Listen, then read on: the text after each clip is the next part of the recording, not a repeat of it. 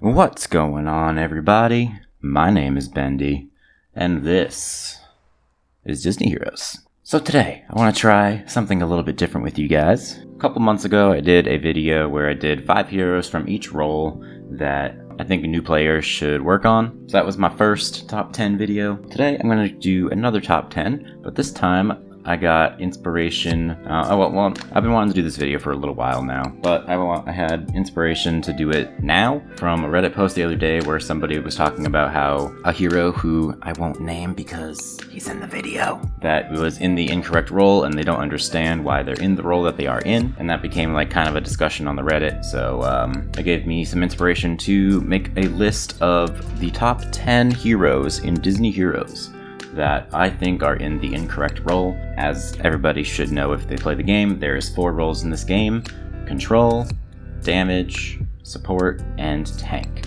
Every single hero in the game falls under one of those 4 categories, and for the most part, I think the majority of heroes kind of fit in their role, or at least understand why they're in their role that they are in. But there's definitely several heroes in this game that are pretty questionable in their role, or they could definitely fall under another one beyond just the one that they're in right now. So that's what I'm going to go through today. So this is the top 10 heroes in Disney Heroes that I think are in the incorrect role. This is my opinion, so if you disagree, definitely let me know down in the comments. I would love to hear what your top 10 heroes that you think are in the incorrect role are. Yeah, so let's just get right on into it. So we're gonna start with number 10. And we're gonna go right on in with my number 1 hero, King Louie. Now, King Louie is a damage hero. I understand why he's a damage hero. He does do quite a bit of damage, but he also has quite a lot of things in his kit that are very controlling. First, the bananas. Yes, they do a lot of damage, but they also just knock heroes around. He also slows enemies and knocks them back, like I just said. And he saps, which are all pretty controlling things if you ask me. I definitely understand why he's a damage hero, but I think he's definitely on the fence of being a damage and a control hero. Number 9, we're gonna move down to my second most powerful hero, Nick. Now, Nick was my original inspiration for wanting to do this video, like for the past couple months. Kind of understand why he's a damage hero, but he kind of just sucks at it as a damage hero. He does not do very much damage at all. Even at the level that I'm at, he has extremely weak damage compared to most other damage heroes that are of similar power to him. He does have a lot more of a control or a supportive role. I primarily use him as a support hero, as I think most people do, because of his red skill, with the 35% of skill power is shared with allies. He really doesn't have anything else that's supportive about him, but as far as the controlling aspect of him, he has a charm from his blue skill, and then also with the axe disc, it increases the amount of charm that he has. So he has charm, which is very controlling. He also stuns, which is pretty controlling, and then he also has a shield that he gives to his to the frontmost ally at the beginning of the wave, which is a supportive thing. I kind of understand why he's a damage hero, but he really sucks at being a damage hero, so I think they should just make him either a support or a control hero. I'm kind of leaning more towards a control hero personally. What do you guys think about Nick? I don't know. So that was number 9. Now, the number 8 hero is a bit of an obscure, well, maybe not obscure, but I don't think many people use her very much, but I think Sally. Sally is a tank, which I never really understood that much, to be honest, because I think she has a lot more of either a controlling or a damage skill set on her. Her poison deals quite a bit of damage. Initially I was thinking the poison was kind of controlling, but it really doesn't do anything beyond just damage over time. So it's kind of damagey, and that's really the only thing that's like damagey about her. The only thing that's kind of tanky about her is she increases her max HP, but I mean, whatever. She already doesn't have super crazy max HP as is. And then she has kind of comparable armor in reality with tanks, but I think it's a little bit lower than some other tanks that are similar power to her. And then she decreases incoming damage by 80% if she would take more than 10% of her max HP in a single hit. So that's a little bit tanky, but overall I think she kind of would fit under the damage role a little bit more, in my opinion. So yeah, that's Sally. So there we go. Number 8. Now, number 7. We're gonna go back to Zootopia. We have Finnick. Now, Finnick, I don't think really anybody uses Finnick that much. I've seen some people use him before, but really there's not many people that use him. But he is a control hero, which I find very confusing because literally his entire kit revolves around doing damage. White skill, damage, knocks back, kind of controlling, I guess. Knockback doesn't really count though, in my opinion. We got damage from the green skill, damage from the blue skill. He slows with his purple skill, so that's kind of controlling, I guess. He decreases the amount of damage taken from slowed enemies. Allies do 14% more damage to slowed enemies, and basic attacks remove energy from the enemy. That's the kind of controlling part of him, but overall, his entire kit revolves around doing damage a lot more than it is about controlling the enemies, so I kind of think if it were up to me, I would swap Nick and Finnick as far as their roles go. I would make Finnick the damage hero, and I would make Nick the control hero. They come from the same franchise, so they're very similar, and I always kind of associated them with each other. I would definitely be happy if they swap Finnick and Nick as far as their roles go, so that is why I put Finnick at number 7. Now, going from the old to the new, we got one of our newest heroes that joined the game. We have not Rocketeer.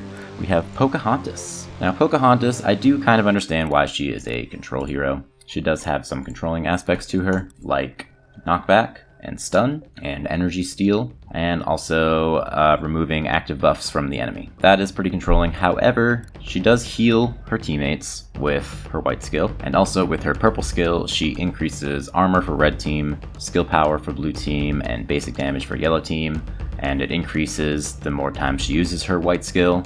So that is very supportive as well.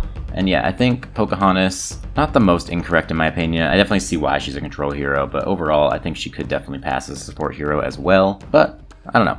So that's why I put her at number 6. Now, as we get into the top 5 here, now we're really going to get into the heroes that I think are definitely in the incorrect role. Like the first 5 here were kind of just heroes that were like on the fence. But as we get higher and higher up, I really do think that these heroes are definitely in the wrong role. So let's just get right on into the top 5 here. We're going to start off the top half of this list with Jumba. Now Jumba is a control hero, and I genuinely do not understand it. His entire kit, similar to Finnick, revolves around doing damage. White skill does damage. Green skill makes it so that his teammates do more damage. Blue skill, precise, makes it so that he does damage to invisible heroes. Purple skill makes it so that his white skill does 300% more damage. He makes allies precise with his stitch disc, and he stuns, which is literally the only thing that is controlling about him. He stuns with his white skill and increases the amount of stun stuff that he does with his red skill and with his animal disc.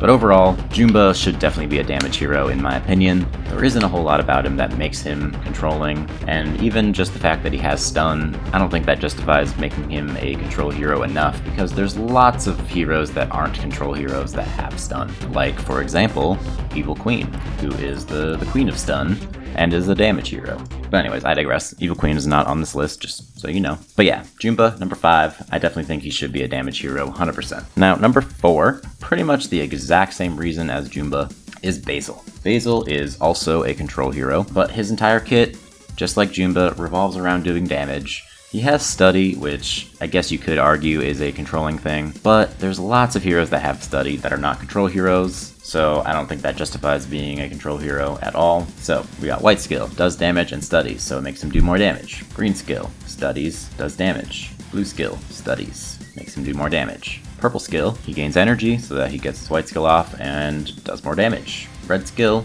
kind of the only thing that makes him a control hero in my opinion. He takes energy every time he uses his On the Mark, which is his white skill. The only other thing that I kind of think makes him a little bit controlling is that enemies with the damage over time effect on them deal less damage from all of their attacks. But yeah, I don't think that justifies him being a control hero enough to make him a control hero, so I definitely think that Basil belongs in the damage category, kind of alongside Pleakley. So Basil, number 4 on my list.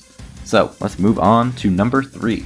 Now, number 3 was my other inspiration that came from the Reddit post that I saw the other day, and it is Felix.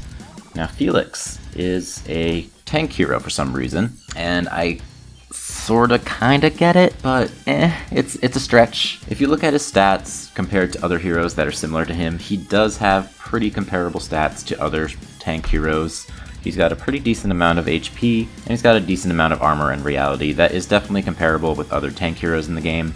But other than that, there's nothing about him that is tanky whatsoever. His white skill does damage and stuns. He heals his team, he blinds, he gives his allies skill power with his purple skill, and he heals all allies with his red skill, and removes 3 debuffs.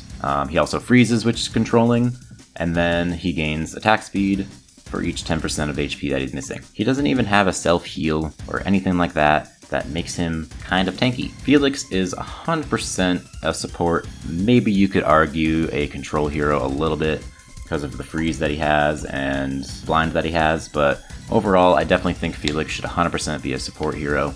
There really is nothing about him that makes him tanky at all, especially when you consider that most tanks in the game have some kind of self-heal or some kind of skill that increases their armor or reality or increases their teammates' armor or reality. So that's why I put him at number 3. Now number 2 is the original inspiration that came from the Reddit post that I saw the other day, and that is Donnie. Now, Ramona from the Reddit actually informed me that when Donald Duck originally came out, he was a damage hero, but for whatever reason, shortly after his release, Purblue decided to just make him a control hero, primarily because of his purple skill, which it absorbs 3 debuffs that would hit his teammates and shoots them back at the enemy. So that is essentially the reason that they made him a control hero for some reason. This is definitely his bread and butter, but yeah, everything else on his kit is all damage. White skill, damage. Green skill, damage. He heals himself, sure. I mean, there's a lot of damage heroes that have healing abilities. His red skill gives him energy so that he's able to use his white skill more, so he does more damage. And he also heals a debuffed ally that when it fails or whatever. So overall, his entire kit revolves around doing damage a lot more than it is controlling. I don't think Donnie's purple skill really justifies turning him from a damage hero into a control hero in my opinion. So that is why Donald Duck is number 2 on my list. Now, before we get to number 1, I do have a few honorable mentions of heroes that didn't quite make my top 10 list, but I definitely think should be mentioned as heroes that I think are kind of in the incorrect role or just like on the fence. First honorable mention is going to be Mim, mainly from her rework. I understand why Mim is a damage hero. She does do a lot of damage, but ever since her rework, she got Hex and Scare. I mean, I think she had Scare before, but she has Scare and Hex, and then also from her blue skill, she gives stacks of fatigue to the enemy with the Tiger part of that skill. Just because of that, I definitely think that Madam Mim could definitely pass as a control hero, but I still understand why she's a damage hero. And she definitely was a damage hero 100% before her rework. I think it was just post-rework, she kind of became a little bit more of a control hero, so I won't knock her for that. So she probably is number 11 on my list. So next one is going to be Honey Lemon. I completely understand why she's a control hero. She increases the length of freeze and blind on the enemy, even though she doesn't freeze or blind herself, and she reduces the attack speed, and I feel like I said that. But yeah, at the same time, she does so much freaking damage, especially with her red skill. But she didn't! Dealing 200% more if you pair her with a blind and frozen team. So I definitely think could definitely pass as a damage hero as well, but I completely understand why she's a control hero, so I didn't want to put her on the top 10. The third honorable mention is Davy. Now, Davy I originally had on my list. This, full disclosure, this is actually my second time recording this because I forgot to record the video portion the first time around. But I actually swapped Louis and Davy on my list because as I was talking it out with Davy, I kind of talked myself out of putting him in the top 10 because I kind of just thought that Davy was a tank for the longest time, but having thought about it some more, I do understand why he's a control hero. I think it's just the invincibility from the chest that he gives and just having the berserk and all that, and then also just the fact that he's such a large character, and I mean, I kind of just associate larger characters with being tanks, so I always just thought he was a tank, so he gets an honorable mention just for that. Mr. Big also gets kind of an honorable mention for that exact same reason. He's a large character, so I just assumed that he was a tank, but he's actually control. I'm not even gonna get into it. The last honorable mention hero that I have is Alice. I kind of understand why she is a support hero, but at the same time, I definitely think she could be a damage hero just because she does so much damage when she goes enormous.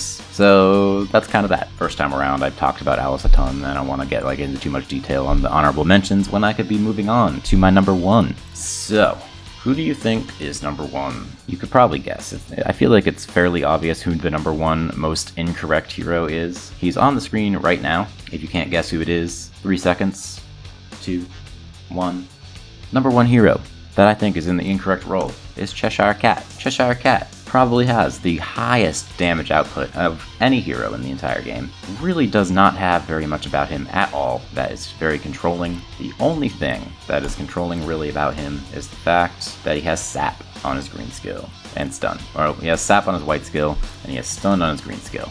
But there's lots of damage heroes and other roles that have stun and have sap. I don't see it personally, so I don't really have anything else to say. Cheshire Cat really 100% should be a damage hero in my opinion, and that's why I have him at number 1 on my list of heroes that are in the incorrect role. So, do you agree with my list? Let me know down in the comments.